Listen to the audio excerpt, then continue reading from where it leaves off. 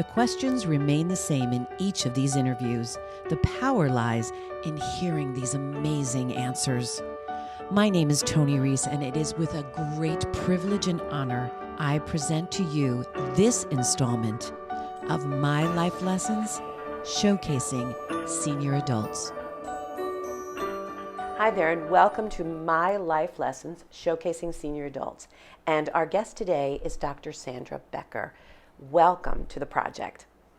Thank you very much. I appreciate the opportunity of sharing. Absolutely. We are thrilled you are here. So if you could just take a moment and just tell us a little bit about yourself. I am a rather independent woman, but I'm married 44 years. I retired 10 years ago from full-time employment as a director of technology for a school district, where I'd also been a classroom teacher, teaching trig and calculus. I met my husband at school. He was my mentor, and that's what happened. I retired and had 10 years to experiment, checking out consulting work, doing other things. And then I decided after some health issues, it was time to think about where I wanted to spend the rest of my life. Mm-hmm. And at that time, I wanted to look in, I'm a big picture person, and I wanted to look at where I wanted to go and what I wanted to do. Well, I think that leads us now to the project, so to learn a little bit more about you. So Sandra, how would you define a great life? I would say a great life is one that has had a good deal of fulfillment, perhaps a career, perhaps being a homemaker, a sense of achievement, a sense of love, a sense of service. It's not just one dimension, it's multiple dimensions, and I think the service aspect and caring for others is equal to anything else, career or whatever. So to me, a great life is one that has been lived to the fullest, where new things have been tried, and a big picture has evolved. How has making the decision to be here at the HighLands contributed to that great life? I would say part of my big picture of retirement, after I got rid of the travel and some of the demands that you put on yourself when you retire, was to say, where do I want to be? And I love the location and the beauty of the Highlands. So to me, a great life would have similar surroundings. I wanted to have all kinds of stimulation, social, fine dining, all the attributes that I have, intellectual stimulation, good people to be with, good stories to hear, good stories to tell and share, and a service component also. So as I evolved, I came here and moved in and just have been becoming more and more enmeshed in all the ways my life can be even greater. But at the same time, being 67, I still want to go out to the golf course. I want to still serve on boards. So I have the best of both worlds. I have the big picture, but I also have me as I transition into that big picture. Oh, that's wonderful. When you were growing up, who were your heroes and your role models? I think all of us would say our parents were role models and heroes, but my mother had one best friend, Violet or Peggy White, who really instilled the things that made me who I am today. She was a classroom teacher. She was helping us as an advisor to future teachers of America. She was engaged in her church. She was giving of others. She was in service organizations. She was also a caregiver to her mother and sister. So she ended up being what I consider my ultimate role model for my career, getting a good education, giving back, paying forward, and taking care of family. Wow, that's quite a testimonial for your role model there. Mm-hmm. That's wonderful. What do you think people would be the most surprised to learn about you? Most people see me as a director of technology or a mathematics teacher and assume I'm highly analytic, which I guess I am. But in staff development activities, we used to joke I wasn't left brain or right brained. I always scored a perfect 0. My husband would say that's no brain. But actually, no, I like everything. I have a great problem because I want to do the arts, I want to do the analytics. I really don't want to be hemmed in or channeled to one area.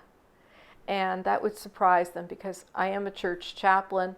I am a former math teacher. And what you have spoken about so far in the interview is you're also very service-based. Yes. You know, not only, and so how has that influenced your career? First of all, as a teacher, you are in the service of others to inspire your students to do well. I had a lot of the top academic classes and AP classes, so I really wanted to challenge my students. When I became a director of technology, that was all new. In 1994, the internet was just blossoming. Buildings had to be wired. You couldn't ask a teacher to do what you haven't done yourself. So it became being of service to my teachers, being of service to the parents, explaining what the kiddos would do, working with students, working with school boards, totally in a service capacity. And at the same time, my work in church was to do Eucharistic ministry, was to do hospital visits, collect the stories, the legacy of the people in terms of stories, and then write the eulogy for my parishioners. So it was always giving of others, mission oriented in terms of wanting the kids to go out and get out of themselves. So encouraging them to go to mission trips to Kentucky and serve others, and to go to Guatemala and help others. So it was to get out of yourself. And you got to really enjoy life when you were out of yourself and giving to others. What has been your greatest life lesson?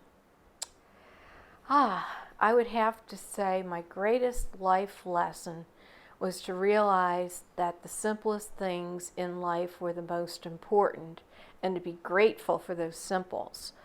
39 days before my scheduled retirement, I fell down a flight of steps and badly fractured my right ankle and badly sprained my left.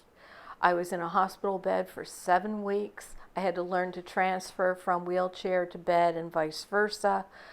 I could do very little myself, and I was highly dependent.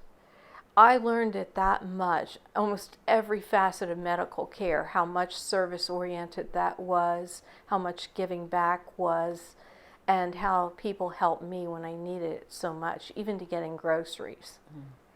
I also had a second, that life lesson doesn't happen 100% the first time. My second experience with that was when I was diagnosed with breast cancer, and that was only 3 years ago. And then how you put your life together afterwards. And it's the kindness and the caring of others.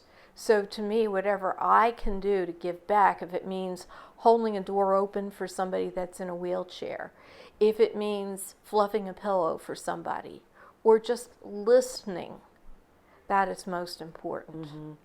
And one of the follow-up questions to that was, how do you put that life lessons into practice? And I think you've just given us wonderful examples of that. Also, I would say I start each day with a prayer of gratitude, that I may use my day to the fullest and not waste it. It is truly a gift that I have that day. And if I can use it to the fullest, and then that guides me as to how I can do so. Did that become stronger through a sense of illness? To Yes. appreciate every day? And also my husband's on dialysis, and I do that for him each night. So I've given him 4 years, and I hope to give him many more by doing that. What does love mean to you?